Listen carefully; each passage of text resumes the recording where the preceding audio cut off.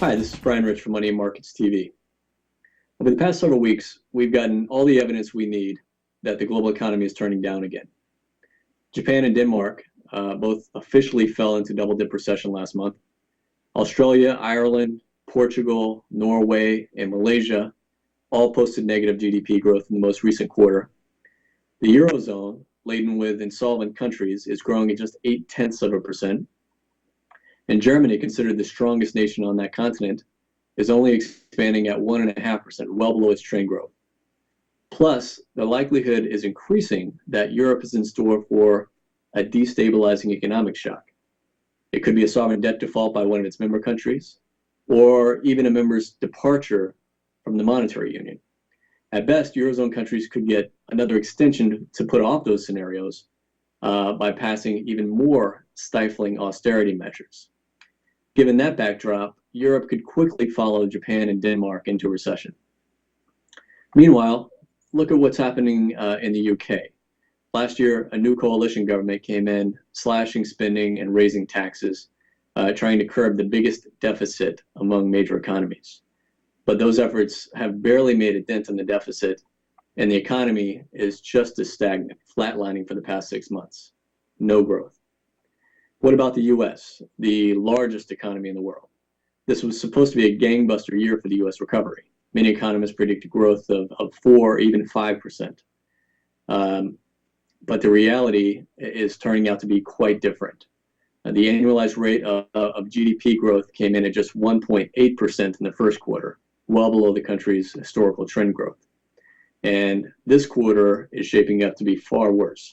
The housing market is at its lowest level since the bubble burst 3 years ago, declining even more than it did during the Great Depression. Manufacturing activity, it just had its worst slide since 1984. Consumer confidence has plunged now to 6-month lows, and employment growth rather is slowing sharply again. To make things worse, this time we don't have China to lean on. During the last global financial crisis, more than 60 countries were in recession simultaneously. But China's economy was still able to put up strong growth. Of course, it took the largest stimulus package in the world to produce that growth, but it still allowed the rest of the world to look to China to spearhead global recovery.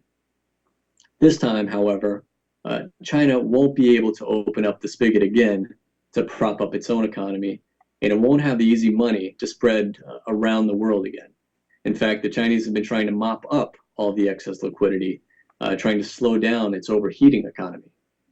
In addition, the next global recession will be accompanied by a sovereign debt crisis, and that could make the fallout that followed the Lehman Brothers crisis look like just the opening act of it all.